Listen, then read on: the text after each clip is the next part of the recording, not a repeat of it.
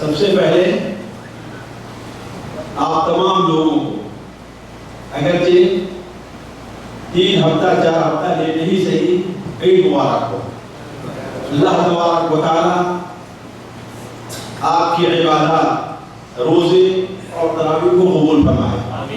اللہ تبارک و تعالی آپ کی صحت میں اور عمر میں برکت عطا فرمائے.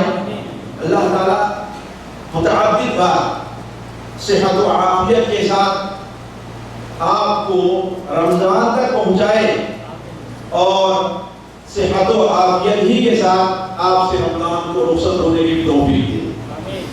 اس کے بعد بسم اللہ الرحمن الرحیم الحمدللہ رب العالمین الرحمن الرحیم مالک یوم الدین ونشهد أن لا إله إلا الله ونشهد أن سيدنا ومولانا محمدا عبده ورسوله أرسله إلى الناس كافة بشيرا ونذيرا. أما بعد فإن خير الحديث كتاب الله وخير الهدي هدي محمد صلى الله عليه وسلم وشر الأمور محدثاتها وكل محدثة بدعة وكل بدعة ضلالة وكل ضلالة في النار. أعوذ بالله السميع العليم من الشيطان الرجيم. بسم الله الرحمن الرحيم. قد أفلح من تزكى وذكر اسم ربه فصلى بل تؤثرون الحياة الدنيا والآخرة خير وأبقى إن هذا لفي الصحف الأولى صحف إبراهيم وموسى. سبحانك لا علم لنا إلا ما علمتنا إنك أنت العليم الحكيم. رب اشرح لي صدري ويسر لي أمري واحلل عقدة من لساني يفقهوا قولي واحلل عقدة من لساني يفقهوا قولي. عزیز ساتھیو، سورہ الاعلیٰ کہ آخر کی چند آیتیں ہم نے آپ کے سامنے تلاوت کی. یہ سورہ اعلیٰ سبح اسم ربک الاعلیٰ سے شروع ہوتی ہے اور قرآن مجید کی ان سورتوں میں سے ہے جسے المسبحات کہا جاتا ہے. یعنی وہ سورتیں جو اللہ کی تسبیح سے شروع ہو رہی ہیں. یہ پہلی سورت اس کی سورہ الحدید ہے اور آخری سورت سورہ الاعلیٰ ہے. یہ مسبحات کی سب سے آخری سورت اور حضرت ابی بن کعب رضی اللہ تعالیٰ عنہ جو قرآن کے سب سے ماہر صحابی تھے وہ بیان کرتے ہیں کہ یہ قرآن ان سورتوں میں جو اللہ کی تسبیح سے شروع ہوتی ہیں سب سے افضل اور بہتر سورت. اس سورت کا اہتمام نبی کریم صلی اللہ علیہ وسلم بہت زیادہ کیا کرتے تھے، بلکہ حضرت علی رضی اللہ تعالیٰ عنہ کی ایک روایت مسند احمد میں ہے کہ اللہ کے رسول صلی اللہ علیہ وسلم اس سورت کو پسند فرماتے تھے، سورہ سبح اسم ربک الاعلیٰ کو. اس کی دلیل یہ ہے کہ حضرت ابی بن کعب، حضرت عبداللہ بن عباس، حضرت عائشہ رضی اللہ تعالی عنہم یہ تینوں نقل کرتے ہیں کہ نبی کریم صلی اللہ علیہ وسلم وتر کی نماز میں پہلی رکعت کے اندر آپ سبح اسم ربک الاعلیٰ پڑھتے تھے، دوسری میں قل یا ایھا الکافرون اور تیسرے میں قل ھو اللہ احد. تو روزانہ وتر کے اندر آپ صلی اللہ علیہ وسلم کا یہ اہتمام کرنا اس سورت کی اہمیت اور نبی کریم صلی اللہ علیہ وسلم کے نزدیک اس صورت کے محبوب ہونے کی دلیل ہے۔ اسی طریقے سے صحیح مسلم میں اور سنن اربعہ یعنی سنن ابو داؤد، سنن ترمذی، سنن نسائی، سنن ابن ماجہ اور بہت سے کتب حدیث میں حضرت نعمان بن بشیر سے مروی ہے کہ نبی کریم صلی اللہ علیہ وسلم عید کی نماز میں اور جمعہ کی نماز میں پہلی رکعت میں سبح اسم ربک الاعلی اور دوسری رکعت میں هل اتاک حدیث الغاشیہ پڑھا کرتے تھے۔ اگر کبھی ایسا ہوا کہ عید اور جمعہ کی نماز ایک دن پیش آئی، یعنی عید کا دن وہ ہوا جو جمعہ کا دن تھا، عید جمعہ کے دن پیش آئی، تو نبی کریم صلی اللہ علیہ وسلم ان دو صورتوں کو عید میں بھی پڑھتے تھے اور جمعہ میں پڑھتے تھے۔ یہ ان دونوں صورتوں اور خصوصاً سبح اسم ربک الاعلی کے بہتر اور افضل ہونے کی دلیل ہے کہ آپ صلی اللہ علیہ وسلم کو اس سے محبت تھی۔ آپ صلی اللہ علیہ وسلم ان صورتوں کو جمعہ اور عید کے دن کیوں پڑھا کرتے تھے، وہ ایک دوسری چیز ہے، میں اس کو نہیں چھیڑنا چاہتا۔ میں صرف یہ بتانا چاہتا تھا کہ جس سورت کی آیت ہم نے آپ کے سامنے تلاوت کی ہے اور آخر کا حصہ ہم نے پڑھا ہے، یہ وہ سورت ہے جس کا اہتمام نبی کریم صلی اللہ علیہ وسلم بہت زیادہ کیا کرتے ہیں۔ اسی سورت کے اندر اللہ تبارک و تعالیٰ فرماتا ہے قد افلح من تزکا وذکر اسم ربہ فصلی بل تؤثرون الحیاۃ الدنیا والآخرۃ خیر وابقیٰ۔ قد افلح، قد کے معنی ہوتا ہے عربی زبان میں ساتھیوں کسی چیز کو یقینی اور محقق بیان کرنے کے لیے لفظ قد استعمال ہوتا ہے۔ جیسے ایک بات یہ ہے کہ آپ کسی کو کہیں عربی میں یعنی جاء فلان، فلان آیا، لیکن اگر اسی کے اندر تاکید پیدا کرنی ہے تو کہا جائے گا قد جاء، یقیناً وہ آ گیا، یعنی کوئی شبہ نہیں ہے۔ تو قد افلح، افلح اسی سے ہمارے اردو زبان کا لفظ بنا ہے فلاح۔ فلاح و کامیابی عام طور پر بولا جاتا ہے۔ فلاح کے معنی کیا ہے ساتھیوں؟ کامیاب ہونا۔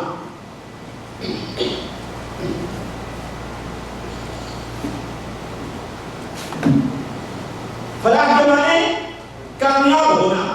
اصل فلاح کا معنی یہ ہے کہ انسان کو اس کے لیے مفید چیز حاصل ہو جائے اور جو چیز اس کے لیے مضر تھی وہ اسے اس کو چھٹکارا مل جائے۔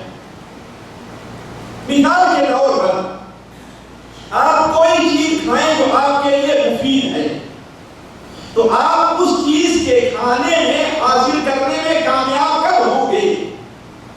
جبکہ وہ چیز آپ کے لیے مفید بنے اور کسی بھی قسم کی ضرر و نقصان آپ کو حاصل نہ ہو۔ وہ شخص جو حلال ریال حاصل کرنے کے لیے اپنی جان، مثال کے طور پر کسی نے اس سے کہا کہ تمہیں ہم حلال ریال دیتے ہیں، اس چکر سے کود جاؤ، تو کامیاب کب ہوگا؟ وہ کود جائے، حلال ریال لے بھی لے اور اس کا پیر نہ ٹوٹے، ہے کہ نہیں؟ لیکن اگر کودا اس کا پیر ٹوٹ گیا تو کامیاب نہیں ہو۔ ایسے ہمارے پڑھائی کے زمانے میں ایک اللہ کا بندہ تھا، اس سے کسی نے کہا کہ میں تمہیں 10 روپے دوں گا، اور اس وقت 10 روپے کی بڑی اہمیت تھی، اور 1900 یعنی 73-74 کی بات ہے، 10 روپے کی بڑی اہمیت تھی۔ لوگ اس وقت انڈیا اور پاکستان سے حج سینکڑوں میں کرتے تھے، ہزاروں میں نہیں کرتے، ہے نا؟ 10,000 سے نیچے 5, 6, 4,000 اتنے میں لوگ حج کر دیا کرتے، یہ اس وقت کی بات۔ تو اس نے کہا تمہیں میں 10 روپے دوں گا، کتنا؟ 10 روپے۔ اگر اس چکر سے کود جاؤ تو وہ بیوقوف اللہ کا بندہ سے کود گیا۔ نتیجہ یہ ہے کہ اللہ بہتر جانتا ہے مجھے بھول گیا کتنے دنوں تک بستر پر پڑا رہا، اس کے پیر میں چوٹ لگی نیچے اور بستر پر پڑا رہا، یہ کامیابی ہے ساتھیوں؟ یہ ناکامی ہے۔ تو کامیابی اسے کہتے ہیں کہ انسان کو مفید چیز حاصل ہو اور اس کے لیے جو باعث ضرر چیز ہے وہ دور ہو جائے، یہی چیز ساتھیوں کامیابی ہے۔ تو قد افلح یقیناً کامیاب ہو گیا، لیکن یہاں پر ساتھیوں کون سی کامیابی مراد؟ ایک شخص ہے وہ چوری کرنے کے لیے نکلا، چوری میں کامیاب بھی ہو گیا، پکڑا بھی نہیں کیا، تو کامیاب ہے جی، کامیاب ہے۔ ایک شخص ہے، یہ تو کسی دعا میں کامیاب نہیں ہے۔ ایک شخص ہے اسے 1000 روپے چاہیے، وہ بڑی محنت کیا، دن بھر میں 1000 روپے کما لیا، 1000 ریال کما لیا، تو دنیا کے لحاظ سے کامیاب ہے نا، لیکن کیا وہ انسان آخرت کے لحاظ سے بھی کامیاب ہے؟ اسے آخرت کے لحاظ سے بھی کامیاب مانا جائے گا؟ نہیں۔ کیوں نہیں مانا جائے گا؟ اس لیے کہ ساتھیوں قرآن اور حدیث کے اندر میں دیکھنے لگا تو لفظ فلاح اور لفظ خسارہ قرآن مجید میں کہیں بھی دنیا کے فلاح اور خسارے کے لیے استعمال نہیں ہے، آخرت کی فلاح اور خسارے کے لیے استعمال۔ لفظ خسارہ کئی جگہ قرآن مجید میں آیا ہے، لیکن دنیا کے خسارے کے لیے کہیں بھی استعمال نہیں۔ کس کے خسارے کے لیے؟ کیوں؟ اس لیے کہ بسا اوقات دنیا کا خسارہ انسان کی نظر میں ہوتا ہے، لیکن حقیقت میں وہ خسارہ نہیں ہوتا۔ مثال کے طور پر ایک شخص ہے، میں مثال دیتا ہوں، اس کا اکلوتا بیٹا، اکیلی اولاد ہے، بڑھاپے کا سہارا وہی ہے، پالا اس کو، پڑھایا، اب نوکری کرنے لگا، اور یہ باپ جو ہے اب بڑھاپے کو پہنچ چکا، امید بھی نہیں ہے کوئی دوسری اولاد ہوگی، ویسے بھی ہمارے دوسری شادی کرتے ہیں پھر اولاد ہوگی کیسے، ہے کہ نہیں؟ یہاں تو 60 سال 70 سال 75 80 سال ہو گئے ان کی جو اولاد ہوتی ہے کہ نہیں؟ اور ہمارے یہاں ہندو پاک میں 60 سال کے بعد شاید ہی کسی کو اولاد ہو۔ کیوں؟ اس لیے کہ جب 60 سال کے ہوں گے تو ان کی بیوی تقریباً 55 60 سال کی ہوگی، اور 50 سال کے بعد ویسے ہی عورتوں کو اولاد نہیں ہوتی ہے، اور دوسری شادی ہمارے یہاں بہت بڑا جرم سمجھا جاتا ہے۔ زنا کرنا شاید اتنا بڑا جرم نہ ہو جتنا بڑا جرم دوسری شادی ہوا کرتا ہے کہ نہیں؟ تو ہمارے یہاں ویسے بھی 7 سال کے بعد اولاد کی امید نہیں رہا کرتی ہے۔ تو ایک شخص کی اولاد ہو، وہ پڑھایا اس کو، نوکری پر لگا، اور اچانک اس کا انتقال ہو گیا۔ دنیا کے اندر میں کیا گھاٹے میں ہے اور فائدے میں جی، لیکن شریعت اس کو گھاٹا نہیں مانا۔ ہو سکتا ہے شریعت کی نظر میں یہ فائدہ ہی فائدہ، اگر وہ بندہ صبر کر لے، اللہ تعالیٰ کے لیے صبر سے اور احتساب سے کام لے، تو اللہ کی قسم میں اس کے لیے فائدہ ہی فائدہ ہے، نقصان نہیں ہے۔ شاید اگر وہ زندہ رہتا تو اس کے لیے نقصان دہ بندہ فائدے مند نہ بنا۔ شادی ہوتی، بیوی کی خواہشات کو پورا کرنے کے لیے کتنے لوگ اپنے باپ کو اولڈ ہاؤس میں ڈال دیتے، ہوتا ہی نہیں ہوتا؟ کتنے ایسے باپ ہیں جو تمنا کرتے ہیں کاش کہ میرا یہ بیٹا زندہ نہ رہتا مر گیا ہے کہ نہیں؟ تو اگر بیٹا زندہ رہتا تو شاید وہ کامیاب دنیا کے لحاظ نہ کر کامیاب ہوتا ہی۔ اگر وہ صبر کر لے تو اللہ کی قسم اس بیٹے کا مر جانا اس اللہ کے نزدیک کامیابی ہی کامیابی ہے۔ اس حدیث کے اوپر غور کریے جسے ابو سننا نبی کریم صلی اللہ علیہ وسلم کے خادم نقل کرتے ہیں، اس بازار وغیرہ میں ہے کہ آپ نے بیان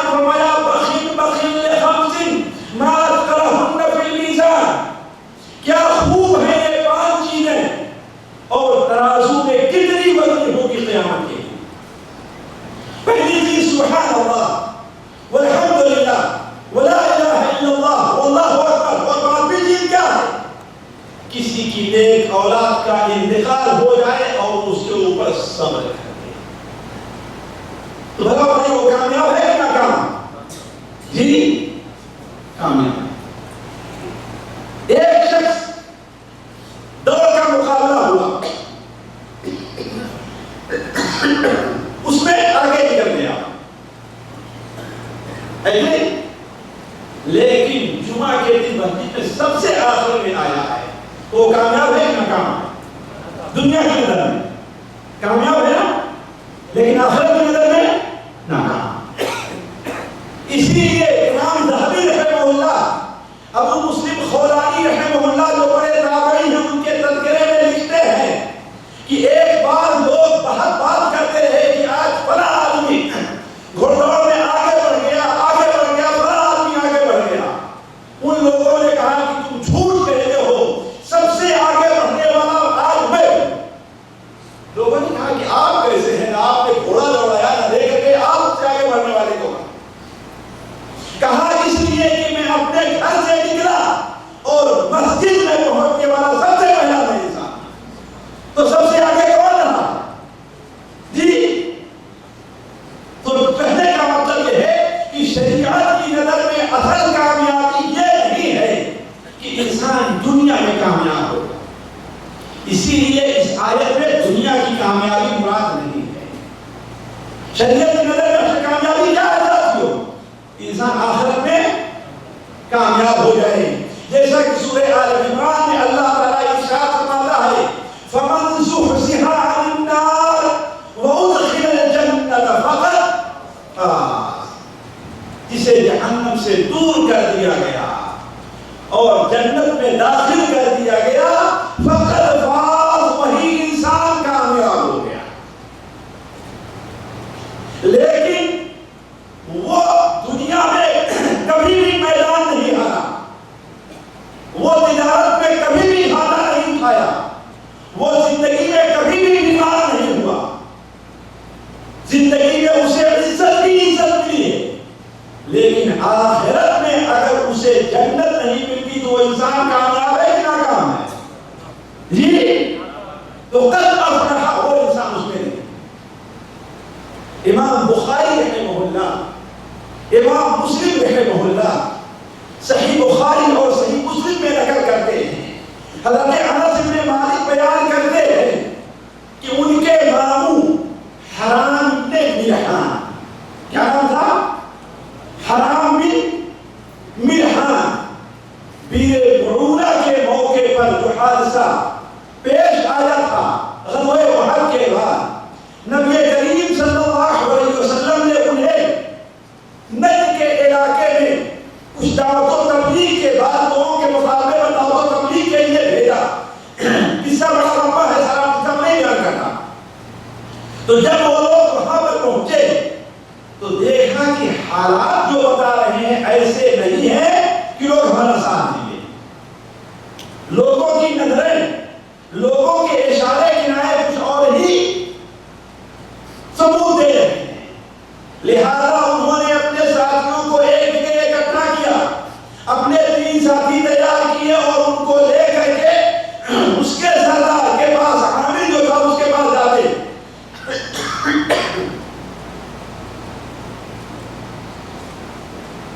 اس کے پاس جاتے ہیں اور اس کے دربار میں، اس کے گھر پہنچنے سے پہلے اپنے دونوں ساتھیوں کو ایک جگہ بیٹھا دیا کہ میں اس کے پاس جاتا ہوں، اگر میرے ساتھ اس نے دھوکہ کیا تم لوگ یہاں سے اپنی جان بنا کر کے ساتھیوں کے پاس جانا، انہیں خبر کر دینا۔ چنانچہ حضرت حرام بن ملحان اس ظالم کے پاس جاتے ہیں اور ظالم کے پاس دیکھا کہ لوگ اکٹھا ہیں، ہر ایک کے ہاتھ میں ہتھیار ہے۔ جب خطرہ محسوس کیا تو انہوں نے کہا کیا تم میں سے کوئی مجھے امن دے گا؟ یہ امان دیتا ہے کہ میں اللہ کے رسول صلی اللہ علیہ وسلم کا پیغام تم لوگوں تک پہنچا۔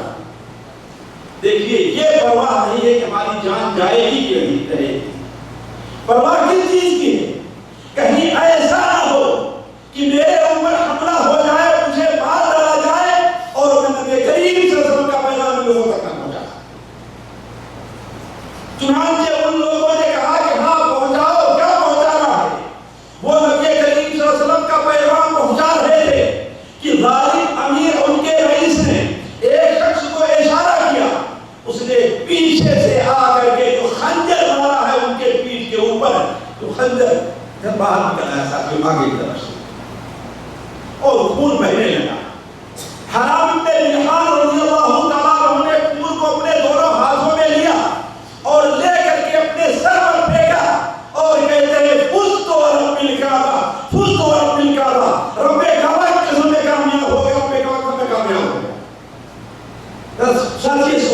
سوچے ساتھیوں کون سی کامیابی تھی؟ جان گئی نا، لیکن کون سی کامیابی؟ کامیابی یہ تھی کہ اللہ کے رسول صلی اللہ علیہ وسلم کا جو اصل پیغام تھا وہ اللہ کے ظالموں تک، اللہ کے دشمنوں تک پہنچا دیا. اس کے بعد جان جائے کوئی بات نہیں، اللہ کا رسول جان جائے. تو دیکھیے کہ میں بات یہ کہہ رہا تھا ساتھیوں کہ اسلام کی نظر میں یہ کامیابی نہیں ہے کہ آپ دنیا میں کامیاب ہو جائیں. اصل کامیابی کیا ہے؟ کہ آپ آخرت میں کامیاب رہیں. یہی چیز اللہ تعالیٰ فرماتا ہے قد افلح، یقیناً کامیاب ہو گیا. یعنی کہاں کامیاب ہوا؟ دنیا میں حکومت ملی، اسے بادشاہت مل گئی، بلڈنگ بنا لیا، تجارت میں کامیاب ہوا؟ نہیں. اگر شرعی حدود میں ہے تو شریعت اس کی مخالفت نہیں کرتی. لیکن اصل کامیابی کیا ہے ساتھیوں؟ اصل کامیابی کیا ہے؟ من تزکا. کون؟ قد افلح، یقیناً کامیاب ہوا. من کون؟ تزکا، جس نے پاکی اختیار کر لی. جو پاک ہو گیا وہ کامیاب ہو گیا. اور آپ صلی اللہ علیہ وسلم شاید اسی آیت کو لوگوں کے دل میں جاگوزی کرنے کے لیے اسے جمعہ کے دن پڑھا کرتے تھے، عید کے دن بھی، اور لوگوں کو تعلیم دیتے تھے کہ وطر کی نماز پڑھائیں. قد افلح، یقیناً کامیاب ہو گیا. ہم میں سے کوئی ہے جو یہ کہے گا میں کامیابی نہیں کہتا؟ کوئی کہے گا ساتھیوں؟ کوئی کہے گا؟ لیکن ظاہر بات ہے اسلام کی کامیابی کے لیے اصول اللہ تعالیٰ نے رکھے ہیں، ان اصول کو اپنانا پڑے گا. اسی لیے علماء کہتے ہیں کہ تزکا کے معنی کیا ہے؟ انسان تزکا کے معنی کیا ہوتا ہے؟ پاکی اختیار کرنا، پاک ہونا، بڑھنا. اسی سے زکات بنا ہے ساتھ. زکات کو زکات کیوں کہا جاتا؟ کیوں کہا جاتا؟ اس لیے کہ زکات دے دینے کے بعد آپ کا جو مال بچتا ہے وہ پاک صاف مال ہو جایا. اگر مال حاصل کرنے میں کہیں کچھ غلطی ہو گئی ہے، کہیں دھوکہ ہو گیا ہے، کہیں کوئی کوتاہی ہو گئی ہے، تو وہ کیسے پوری ہوگی؟ زکات نہ کر دیے آپ کا مال پاک. اور زکات انسان کے دل کو بھی بخارت سے پاک کرتی ہے نا. اسی لیے تو اللہ تعالیٰ فرماتا ہے خذ من اموالہم صدقہ، ان کے مالوں سے آپ زکات وصول کیجئے. خذ من اموالہم صدقہ تطہرہم وتزکیہم بہا، ان کو پاک کریں، ان کا تزکیہ کریں. وصلی علیہم ان صلاتک سکن لہم، آپ ان کے لیے دعا کریں، آپ ان کو دعائیں دیں گے ان کے دل کو سکون ملے گا. تو زکات کیا ہے ہمارے ساتھ؟ پاک ہونا. کیوں؟ اس لیے کہ زکات سے آپ کا مال پاک ہوگا. اسی لیے اگر کوئی شخص کسی کے پاس 1 لاکھ ہے، اس میں زکات کس لیے چاہتے ہو؟ 1 لاکھ میں جی 2.5 لاکھ. کوئی نسبت ہے نا؟ لیکن اگر 2.5 نہیں دیتا ہے تو باقی جو سارے 97,000 بچ رہا ہے وہ بھی ناپاک. 97,000 بچ رہا ہے وہ بھی ناپاک ہے. لیکن یہی اتنا نکال دے تو سارا کا سارا مال پاک.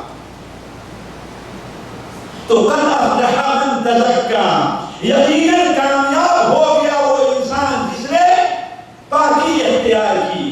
علماء کہتے ہیں ساتھیوں یہ پاکی کب ملے گی انسان کو؟ جب انسان اپنے 3 تعلقات جو اس کے ہیں ان کو پورا کرے. اس لیے کہ انسان ایک مسلمان ہونے کے ناطے اس کا ایک تعلق کس سے ہے؟ اللہ تعالیٰ. دوسرا تعلق کس سے ہے؟ جی اللہ کو پہچانوایا کس نے ہے؟ جی رسول اللہ. تو دوسرا تعلق کس کے ساتھ ہے؟ اللہ کے رسول کے ساتھ. اور تیسرا تعلق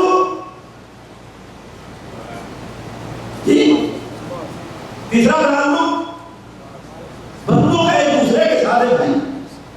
یہ تین تعلقات ہیں کہ نہیں؟ ایک تعلق بندے کا کس کے ساتھ ہے؟ اللہ کے ساتھ ہے. دوسرا تعلق بندے کا رسول اللہ کے ساتھ ہے. اور تیسرا تعلق بندے کا عباد اللہ کے ساتھ. یہ تین تعلق ہیں. ان تین تعلق کو بندہ اگر درست کر لیتا ہے تو وہ گویا اپنے آپ کو پاک کر لے رہا ہے، وہ کامیاب. اگر یہ تین تعلقات بندے کے درست نہیں ہوتے تو اس کا مطلب یہ ہے کہ اس کی ناپاکی ہے. اب اس ناپاکی کو دنیا میں ناپاکی کس سے دور کی جاتی ہے ساتھیوں؟ جی پانی سے. اور آخرت میں ناپاکی کس سے دور کی جائے گی؟ جی آگ. کس سے؟ آگ. جہنم کی آگ سے دور کی جائے گی پانی. ہے کہ دنیا میں باقی کس سے دور کی جاتی ہے؟ پانی سے. اور آخرت میں باقی کس سے دور کی جائے گی؟ جہنم کی آگ. تو اگر کوئی آدمی دنیا میں اپنے آپ کو پاک نہیں کر لے رہا ہے تو جہنم کی آگ اسے پاک کرے گی. اللہ تعالیٰ ہمیں سب کو اسے معمول ہے. تو پہلی چیز ہے قد افلح من تزکا، یقیناً کامیاب ہو گیا وہ شخص جس نے پاکی اختیار کی. یعنی پہلا اپنا اور اللہ اپنے اور اللہ کے تعلق کو اس نے درست کر دیا. گویا دوسرے الفاظ میں آپ یہ کہہ دیجیے کہ اس نے لا الہ الا اللہ کے مقصد کو اس نے پورا کر دیا. لا الہ الا اللہ کے مقصد کو اس نے پورا کر دیا. اگر یہ پورا کر لے انسان تو گویا وہ اپنے آپ کو، اور یہ سب سے بڑی باقی ہے صاحب، یعنی اس کا دل شرک سے پاک ہو، اس کا دل شرک سے پاک ہو، اس کی زبان بھی شرک سے پاک. یعنی نہ دل سے شرک کرے، نہ اپنے جسم سے شرک کرے، اور نہ زبان سے شرک. اسی لیے اگر کوئی آدمی لا الہ الا اللہ اس کو پوری طریقے سے ادا کر لے رہا ہے تو وہ بغیر حساب کے جنت میں جائے. ایک بار نبی کریم صلی اللہ علیہ وسلم صحیح میں خزیمہ اور صحیح میں حبان میں ہے کہ آپ صلی اللہ علیہ وسلم اپنے ابتدائی دور نبوت میں حضرت طارق المحاربی بیان کرتے ہیں کہ اپنے ابتدائی دور نبوت میں نبی کریم صلی اللہ علیہ وسلم عرب کے بازاروں میں جایا کرتے تھے. ذوالمجال میں جاتے، عکاظ میں جاتے، اور ایک ایک دکان پر کھڑے ہو کر کے آپ کہتے تھے یا ایھا الناس قولوا لا الہ الا اللہ تفلحوا.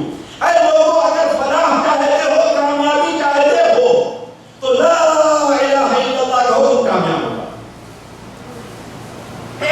ساتھیوں اس لیے ضروری یہ ہے کہ انسان یہ دیکھے کہ اس کا تعلق اللہ تعالیٰ سے کیسے ہونا ہے. اور اس کے لیے سب سے اہم چیز ہے کہ انسان اپنے اندر توحید کو داخل کر لے، توحید کو مکمل کر لے. اگر توحید مکمل نہیں ہے تو کوئی انسان کامیاب نہیں ہے. کامیاب وہی ہے جس کی توحید بندگی مکمل. اور توحید کس کو کہتے ہیں ساتھیوں؟ یہ بڑا مسئلہ ہے ہمارے.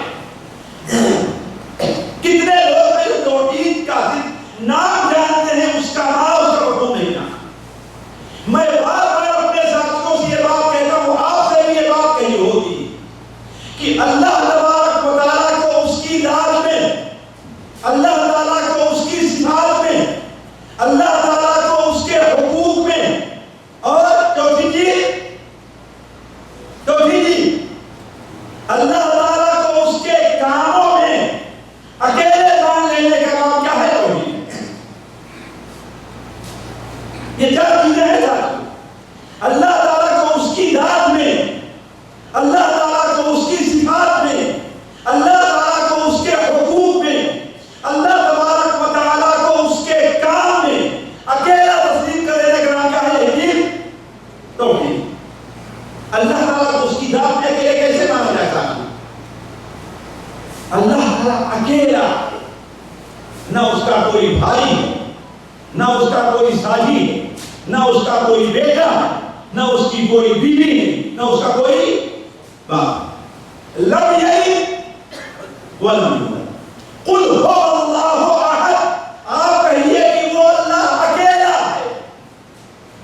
یہودی ظالموں نے کہا کہ عزیر اللہ کے بیٹے ہیں، جھوٹ بولا، اللہ کا کوئی بیٹا نہیں۔ یہود نصارہ کرسچن ظالموں بدبختوں نے کہا کہ عیسیٰ اللہ کے بیٹے ہیں، جھوٹ بولا انہوں نے۔ اور مسلمانوں نے کیا کہا؟ جی مسلمانوں نے کہا، وہ ان سے بھی آگے بڑھے، وہ تو یہاں تک کہے گئے کہ جو اللہ عرش کے اوپر تھا محمد کی شکل میں دنیا میں آ گیا ہے۔ کہا کہ نہیں کہا؟ یہود کو آگے بڑھے کہ نہیں بڑھے؟ نصارہ نے صرف بیٹا مانا تھا بس، یہود نے صرف بیٹا مانا تھا بس، یہاں ہمارے لوگوں نے تو محمد صلی اللہ علیہ وسلم کو سیدھے خدا مان لیا۔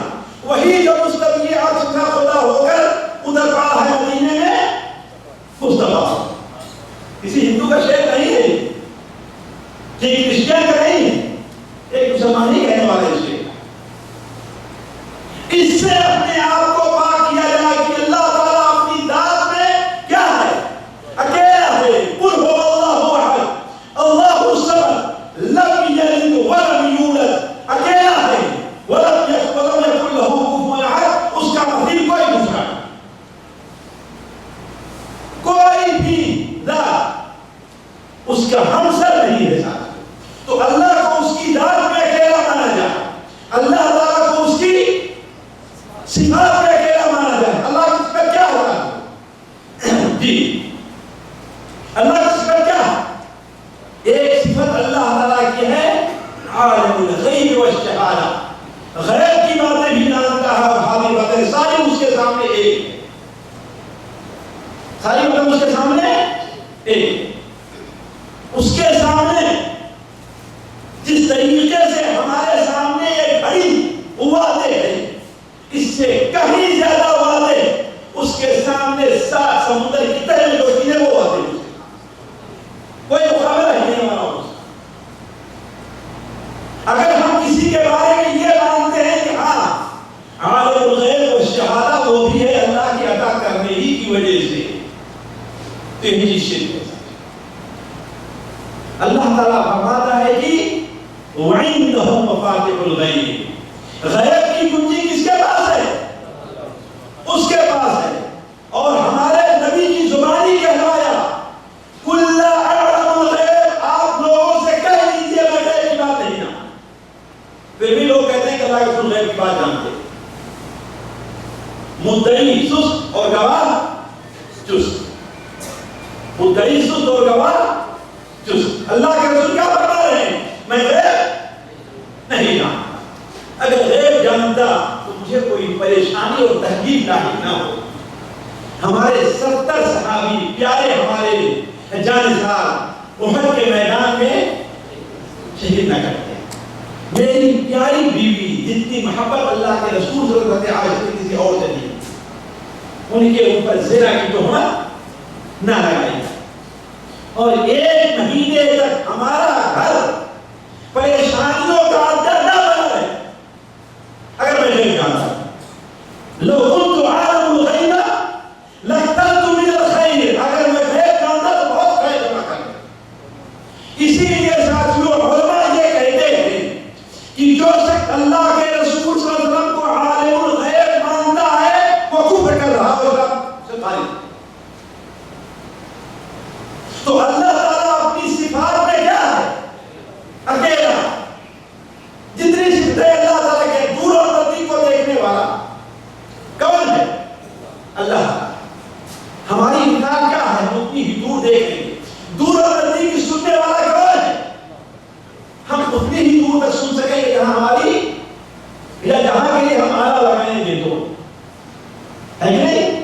آلہ لگا کے ہم کیا بات سن سکتے ہیں؟ کوئی کہے ہاں بھائی ہم بھی دور کی بات سن لیتے ہیں، ہے کہ نہیں؟ لیکن ہمارا رب اللہ آلہ لگانے کا محتاج ہے نہیں۔ ہم ایک طرف کی سنیں گے اور دوسرے کی بلکہ ساتھیوں ایک بات پر آپ غور کریں، ایک نقطے کے اوپر غور کریں. ہمارے پاس سامنے اگر 2 آدمی 3 آدمی بیٹھے ہوں اور بات کر رہے ہوں، تینوں مل کر کے کوئی بات کرنے لگے تو ہمیں ان کی بات کو سمجھنے میں پریشانی ہوگی نا. ہم کیا کریں گے؟ ارے بھائی ان کو ایک ایک آدمی اپنی بات بتاتا ہوں، اور ہمارے قریب ایک آدمی ہے، دوسرا تھوڑا دور ہے، تیسرا اور دور ہے، چوتھا اور دور ہے، چاروں ہم سے کوئی باتیں کہیں گے تو ہم اس کی بات سن پائیں گے جس کی آواز سب سے اونچی ہوگی یا جو ہمارے سب سے قریب ہوگا. ہے بات ہے نہیں صحیح؟ لیکن ہمارے رب کی شان دیکھیے ساتھ، وہ دنیا ساری دنیا ہے، ایک وقت میں کتنے لوگ ہیں اسے دعائیں کر رہے ہیں، اور کتنے لوگ ہیں جو اپنی اپنی زبان میں دعائیں کر رسول، اور ہر آدمی اپنے اپنے مطلب کی چیز مانگ رہا ہے. ہمارا رب ہر ایک کی آواز میں فرق کر رہا ہے، ہر ایک کی آواز کو سمجھ رہا ہے، ہر ایک کی آواز کو سن رہا ہے، اور جس کی مقصد سمجھاتا ہے اس کی ضرورت کو پوری کرتا ہے. یہ کس کی شان ہے؟ اللہ تعالیٰ. یہ کسی اور کو حاصل نہیں. تو خیر بات دور نہ جائے، کہنے کا مطلب کہ اللہ تعالیٰ کو اس کی ذات میں، اس کی صفات میں، اور تیسری چیز کیا ہے؟ اللہ تعالیٰ کو اس کے حق میں. اللہ کا حق کیا ہے؟ جی بولیے، اللہ کا حق کیا؟ عبادت کرنا. اللہ کا حق کیا ہے؟ اس کی عبادت کرنے. صحیح بخاری شریف میں، صحیح بخاری میں حضرت معاذ بن جبل کی حدیث ہے کہ حضرت معاذ بن جبل سے اللہ کے رسول آپ نے پوچھا کہ اے معاذ ما حق اللہ علی العباد، اللہ کا حق بندوں پر کیا ہے اور بندوں کا حق اللہ پر کیا ہے؟ حضرت معاذ بن جبل نے کہا کہ اللہ اور اس کے رسول بہتر جانتے. آپ نے بیان فرمایا اللہ کا حق بندوں پر یہ ہے کہ صرف اس کی عبادت کریں، اس کی عبادت میں کسی کو شریک نہ ٹھہرائیں. عبادت کس کا حق ہے؟ لیکن عبادت ہے کیا کی؟ سب کہتے ہیں جو آج قبروں کو سجدہ کر رہے ہیں، جو آج یا علی کے نعرے لگاتے ہیں، وہ بھی کہتے ہیں عبادت کس کا حق ہے. لیکن پھر بھی کیوں؟ اس لیے کہ عبادت کے معنی کو جانتے ہیں، یا جانتے ہیں لیکن دھوکہ دے رہے ہیں. ایک بغل خود شیخ الاسلام کیا لکھتے ہیں کہ سجدہ جو عبادت ہے وہ سجدہ ہے کہ پہلے وضو کرو، پھر قیام کرو، پھر رکوع میں جاؤ، پھر سجدہ کرو، یہ سجدہ عبادت ہے. اور اگر بغیر وضو کے کسی کے سامنے اپنی پیشانی رکھ دو کہ یہ تو قدم بوسی ہے، سجدہ نہیں. نعوذ باللہ من ذلک. مسند احمد میں ہے حضرت معاذ بن جبل کو اللہ کے رسول صلی اللہ علیہ وسلم نے کہاں بھیجا تھا؟ حیرہ کی. وہاں سے جب آئے تو وہاں پر دیکھا کہ لوگ اپنے بڑے کو، اپنے پیر کو، اپنے پگاڑے کو تعظیم کے طور پر سجدہ کرتے ہیں. تو انہوں نے کہا کہ جب یہ دنیا کے چند ٹکے کا آدمی ہے اسے سجدہ کیا جاتا ہے، تو ہمارا نبی جو سب سے افضل مخلوق ہے اسے تو ہم حق ذرا سجدہ کرنے کے حق ہے. اور جیسے مدینہ منورہ پہنچے سیدھے اللہ کے رسول ہمیں سجدے میں گئے. آپ نے کہا معاذ تو کیا کر رہے، کیا کر رہے؟ وضو کیا انہوں نے، رکوع کیا، سورہ فاتحہ پڑھی، قیام کیا. تو یہ لوگ جو ہے دھوکہ دے رہے ہیں اپنی پبلک کو، اپنے ماننے والے. آپ نے کہا معاذ یہ کیا کر رہے ہو؟ کہا اے اللہ کے رسول صلی اللہ علیہ وسلم ہم نے حرم میں دیکھا ہے کہ لوگ اپنے بڑوں کو، اپنے حاکموں کو، اپنے پیروں کو سجدہ کرتے ہیں، تو آپ نے زیادہ اس کے حقدار ہیں. آپ نے کہا معاذ نہیں، سجدہ کرنا صرف اس کے لیے جائز ہے. اگر میں کسی کو اجازت دیتا کوئی کسی کو سجدہ کرے تو بیوی کو اجازت ہے کہ اپنے شوہر کو سجدہ. تو کہتے تو ہے عبادت اللہ کا حق ہے، لیکن عبادت کا مفہوم سمجھتے نہیں ہیں. میں ابھی عبادت کا مفہوم نہیں سمجھا سکتا، لیکن کہنے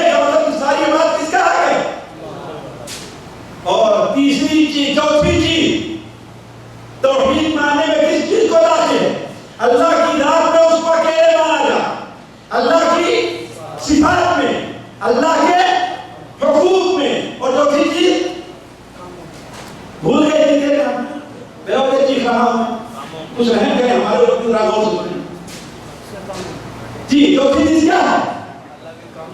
اللہ کو اس کے کاموں میں اکیلا مانا جائے۔ اللہ کا کام کیا ہے صاحب؟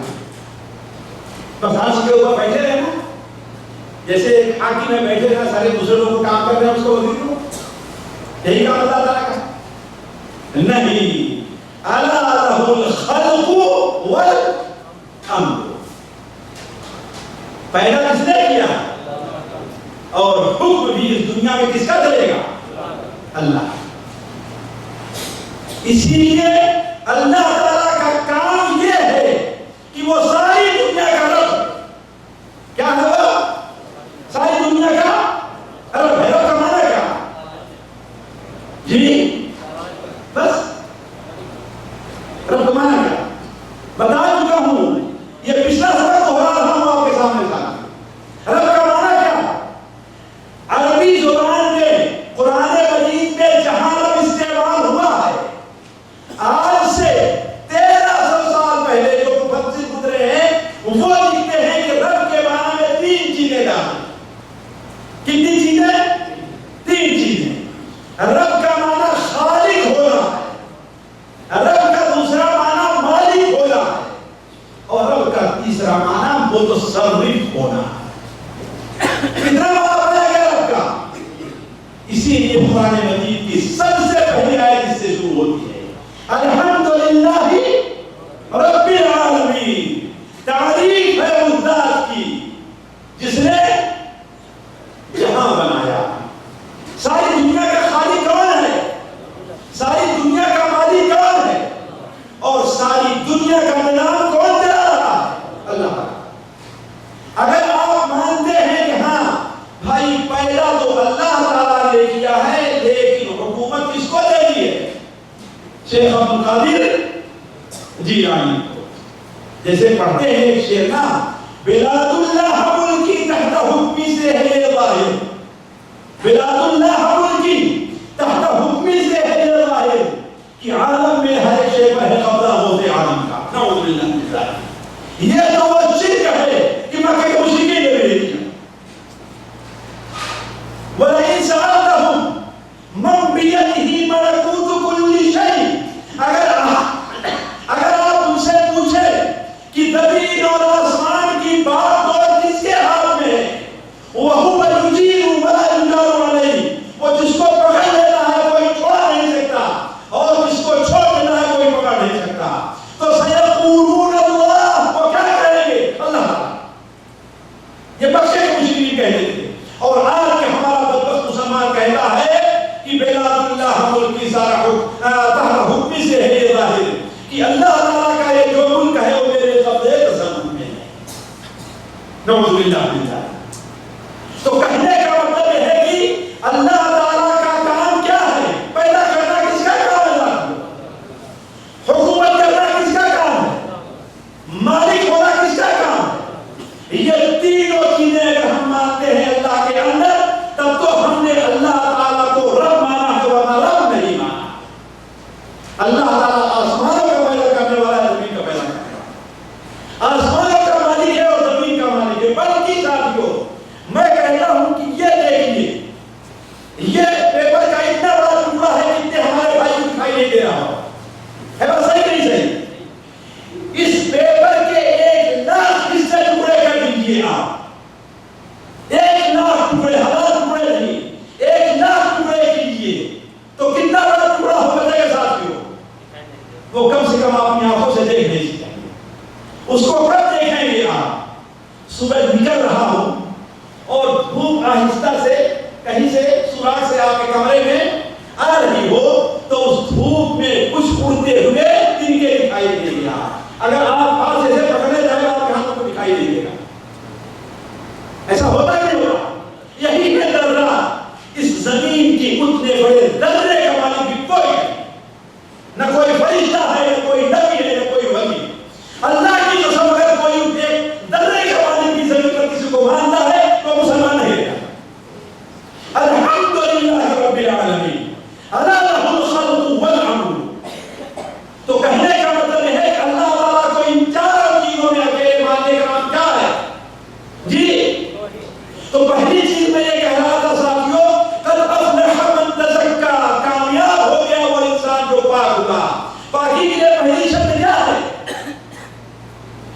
انسان توحید اپنے اندر پیدا کرے.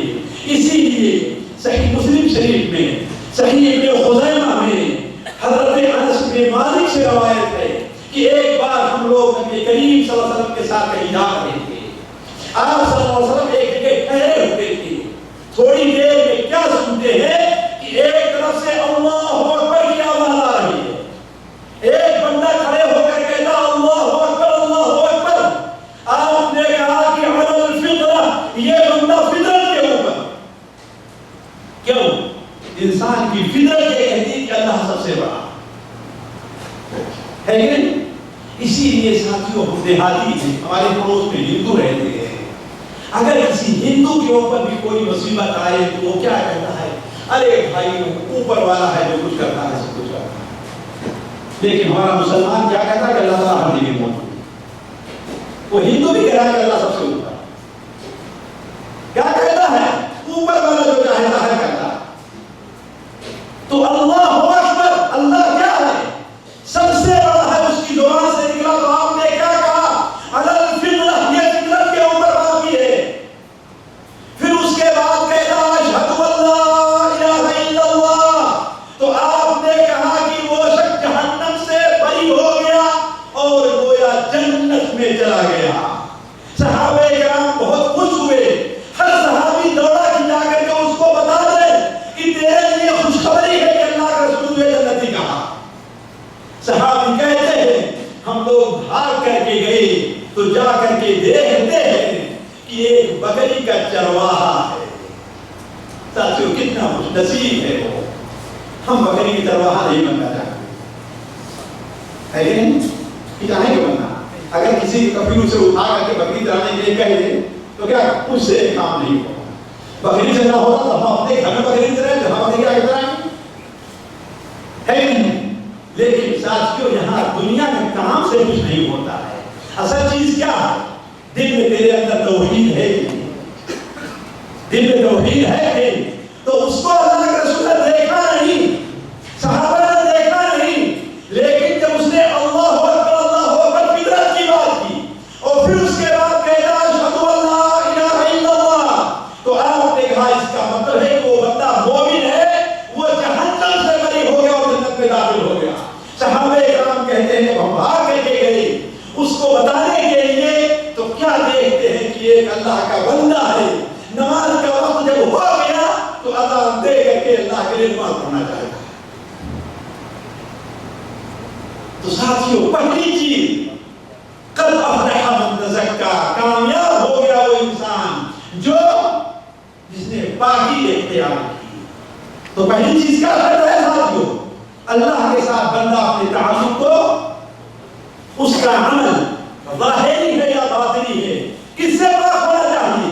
شرک سے اور ریا سے پاک ہونا چاہیے. اور دوسرا تعلق اس کا کس کے ساتھ ہے؟ اللہ کے رسول صلی اللہ علیہ وسلم کے ساتھ. ابھی ساتھیوں آج کل واٹس ایپ کا زمانہ ہے، تب بھی لوگوں سے بحث ہوتی رہتی ہے. تو ہمارے ایک ملنے والے ہیں، ان کی بحث کسی سے فطر کے اوپر چل رہی ہے اور جانتے ہیں کہ ہمارے یہاں جو فطر کا طریقہ ہے وہ بالکل مغرب کے طریقے سے پڑھی جاتی ہے کہ نہیں.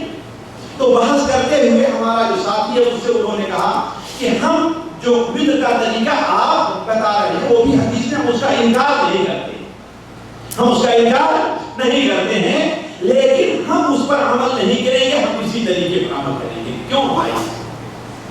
کیوں؟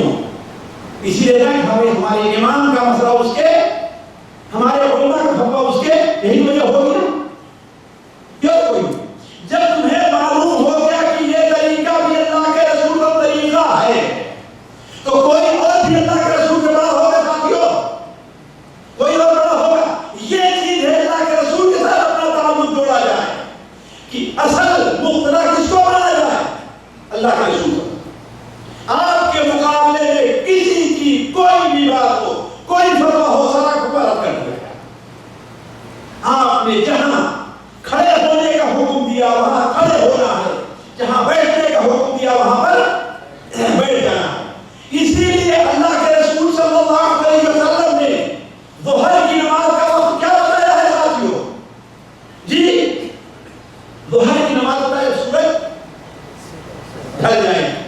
مثال کے طور پر آج کل انیزا میں سورج 12:10 پر ڈھلا ہوگا جی اتنا ہے.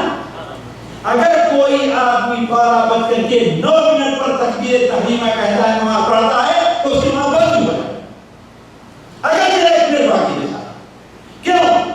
اس لیے کہ نبی کے طریقے کے خلاف. ہمارے نبی صلی اللہ علیہ وسلم نے جو ظہر کی نماز پڑھی ہے کتنی رکعت پڑھی ہے جی 4 رکعت فرض پڑھی ہے. اگر کوئی آدمی یہ سمجھتا ہے کہ ہاں ہم 5 رکعت پڑھیں گے تو یہ کیا ہوگا؟ یہ اللہ کے رسول کا طریقہ نہیں بلکہ گمراہی اور ضلال. ایسے آپ قیاس کرتے جائیں. اسی لیے ہمارے بال بھائی بڑی غلطی کرتے ہیں. عشاء کے بعد کتنی رکعت ہے ساتھیوں جی 17 رکعت لکھتے ہیں کتابوں میں. کتنی رکعت ہے 17 رکعت کہاں سے آئی ہے؟ ہم نے تو کم سے کم حدیثوں میں اپنے نبی کا طریقہ نہیں دیکھا ہے. اس تعلق کو جوڑیے نبی سے اور صحابہ کرام کے طریقے پر چلیے. کانوا احرص الناس علی الخیر. صحیح بخاری شریف کے اندر ہے کہ صحابہ خیر کے کام میں سب سے زیادہ حریص. آج لوگ کہتے ہیں کہ اگر اللہ کے رسول صلی اللہ علیہ وسلم کے نام پر ہم نے جلسہ کر لیا آپ کی میلاد ہم نے بنا لی تو گناہ کا کون سا کام کیا؟ ہم کہیں گے بڑا اچھا جذبہ لیکن آیا یہ جذبہ ہمارے نبی اور نبی کے صحابہ کے طریقے کے مطابق بھی ہے کہ نہیں ہے؟ اللہ کے رسول کی باتوں کو اللہ ہم نے سمجھا ہے صحابہ نے سمجھا جی. اللہ کے رسول صلی اللہ علیہ وسلم کو 10 سال حکومت کا موقع ملا مدینہ کو روکنا. حضرت ابوبکر کو 2.5 سال موقع ملا. حضرت عمر کو 10 سال ملا. حضرت عثمان بن عفان کو 13 سال ملا. حضرت علی کو 4 سال ملے. یعنی گویا 40 سال کا یہ وقت گزرا ہے. کسی نے بھی نبی کریم صلی اللہ علیہ وسلم کا جشن میلاد نہیں منایا ہے تو ہم کو منائیں گے. بمصطفیٰ برسا خیش راکدی ہمارو. اگر بہو رسی کی تمام بولا حدیث مسلک سنت پہ سالک چلا جاوے بھڑک جنت الفردوس کو سیدھی گئی ہے یہ سارا. اس کے علاوہ جتنی سڑکیں ہیں ساری کے ساری آپ کو حضرت رکھنے جانے والی. تو اگر اللہ کے رسول صلی اللہ علیہ وسلم کے ساتھ آپ کا تعلق درست نہیں ہے تو سن لیجیے صحیح بخاری شریف میں آپ کا فرمان ہے کل امتی یدخلون الجنت الا من ابا. میری امت کے سارے لوگ جنت میں جائیں گے مگر وہ بدبخت جنت میں نہیں جائے گا جس نے جنت میں جانے سے انکار کر دیا. صحابہ نے کہا اے اللہ کے رسول جنت میں جانے سے انکار کون کرے گا؟ کہا من اطاعنی دخل الجنہ ومن عصانی فقد ابى ومن يطع الله ورسوله فقد فاز فوزا عظيما. جو اللہ اور اس کے رسول کی اطاعت کرے وہ بہت کامیاب ہو گیا. اس سے بڑی کامیابی اور کوئی نہیں. ومن يطع الله ورسوله ويخشى الله ويتقي فاولئك هم الفائزون. جو اللہ کے رسول اللہ کے رسول کی اطاعت کرتا ہے اللہ تعالیٰ سے خوف کھانا رہتا ہے تقوی اختیار کرتا ہے تو یقین جانیے فاولئک هم الفائزون یہی لوگ کامیاب. اسی لیے حضرت سعید بن مسیب اور محمد بن سیرین دونوں میں سے ایک ہیں. انہوں نے دیکھا کہ ایک شخص فجر کی اذان ہوئی آیا 2 رکعت پڑھا سلام پھیرا پھر 2 رکعت پڑھانے کے لیے کھڑا ہو گیا پھر 2 رکعت پڑھنے کے لیے کھڑا ہو گیا. یہ کیا کر رہے ہو؟ بیٹھ جاؤ. ہمارے نبی نے صرف 2 رکعت پڑھی ہے تو وہ بھی ماشاءاللہ زبان کا بڑا تیز ہے. اسے آج کل ہمارے ہاں لوگ تیز ہوتے ہیں بڑا تیز تھا زبان کا. کہا ابو محمد سعید کو ابو محمد کیا آپ یہ سمجھتے ہیں کہ اللہ تعالیٰ نماز پڑھنے پر مجھے عذاب دے گا؟ میں نمازی تو پڑھ رہا ہوں اور گناہ کا کام کیا کر رہا ہوں. کہا کہ دیکھے اللہ تعالیٰ تمہیں نماز پڑھنے پر عذاب نہیں دے گا لیکن رسول کی مخالفت پر عذاب دے گا. اس لیے کہ ہمارے نبی نے فجر کا وقت ہو جانے کے بعد 2 رکعت سنت کے علاوہ کوئی اور نماز پڑھنے سے منع کیا. یہ ہے ساتھیوں سنن ترمذی میں ہے. یہ حوالہ یاد کر کے جائیے. سنن ترمذی میں مجاہد بیان کرتے ہیں کہ ایک شخص حضرت عبداللہ ابن عمر کے پاس اس کو چھینک آتی ہے تو کہتا الحمدللہ والسلام علی رسول اللہ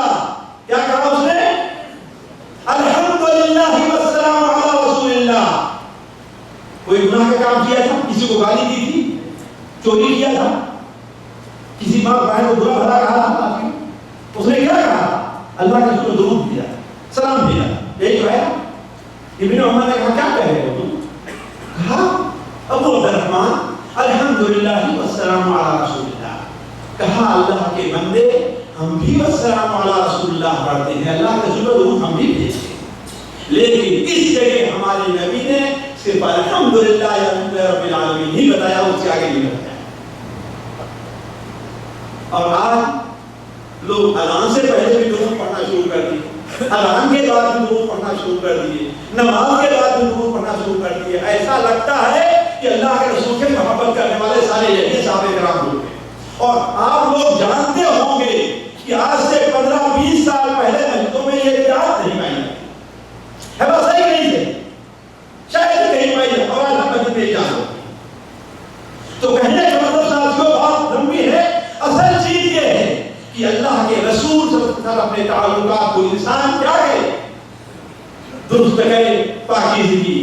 اور تیسری چیز یہ ہے, صرف نام بتا کر کے آگے بڑھتا, نام بتا کر کے اپنی بات بند کرتا ہوں, اللہ تعالیٰ کے بندوں کے ساتھ بھی اپنے دل کو پاک اور صاف رکھے, ان کے تعلقات اپنے کریں.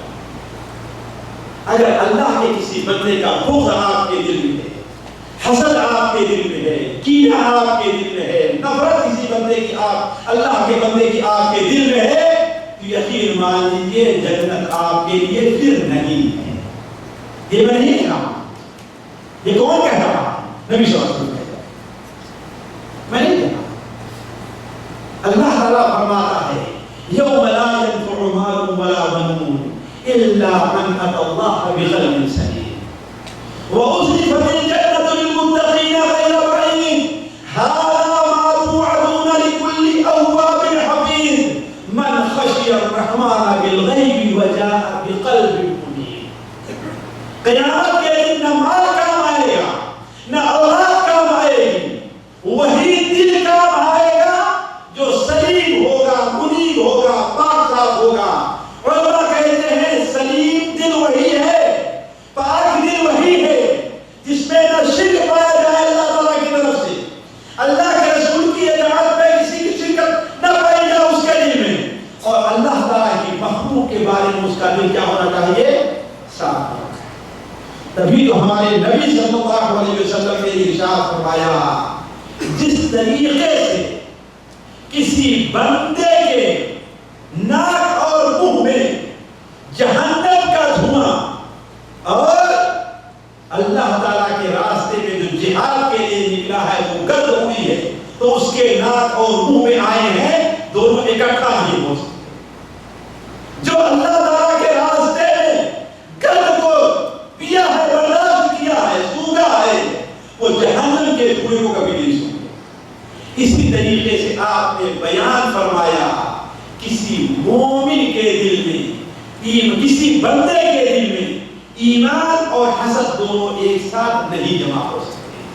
اگر حسد رکھتا ہے تو اس کا مطلب یہ ہے کہ وہ مومن, اور جب مومن نہیں ہوگا تو وہ جنت میں. تو کہنے کا مطلب یہ ہے ساتھیوں کہ یہ 3 چیزیں ہونی چاہیے. اگر 3 چیزیں ہمارے اندر پائی گئی, اللہ سے ہمارا تعلق قائم رہا, اللہ کے رسول کی اطاعت رہی, اور اللہ کے بندوں کے بارے میں ہم نے اپنا دل صاف رکھا, تو قد افلح, کامیاب ہو گیا. پھر اس کے بعد کیا ہوگا؟ وذکر اسم ربہ, ہم اللہ کو بہت زیادہ یاد بھی کریں گے, ہے نا. فصلی, اور ہم نماز پڑھیں گے. یہی اللہ کا ذکر اور کامیاب, نماز پڑھنا ہمارے کامیابی کی علامت ہے, اور ہماری کامیابی یہ ہے کہ ہمارا تزکیہ ہو جائے. اللہ تعالیٰ سے دعا ہے کہ اللہ تعالیٰ ہمیں اور آپ کو پاک اور صاف کرے دنیا کی گندگیوں سے, دل کی گندگی سے, دل کی برائیوں سے. اللہ تعالیٰ ہمیں اور آپ کو پاک اور صاف کرے. اللہ تعالیٰ ہمارے اندر توفیق پیدا کرے. اللہ تعالیٰ نبی کریم صلی اللہ علیہ وسلم کے صحیح اتباع کی توفیق عطا فرمائے. اللہ تعالیٰ ہمارے دل کو حسد سے, بغض سے, نفرت سے, کینہ سے اور ہر قسم کی برائیوں اور بیماریوں سے پاک کرے. اللہ تعالیٰ ہمیں اور آپ کو اپنی طرف بڑھنے والا اور اپنے احکام کو قبول کرنے والا, اور ہمیں اور آپ کو جنت میں جانے والا بنائے. اللہ تعالیٰ ہمارا اور آپ کا یہاں پر جمع ہونا قبول فرمائے، یہاں جمع ہونے کی برکت سے اللہ تعالیٰ ہماری تمام دعاؤں کو قبول فرمائے، ہمارے گناہوں کو معاف فرما دے۔ سبحانک اللہم و بحمدک، اشہد ان لا الہ الا انت، استغفرک و اتوب الیک۔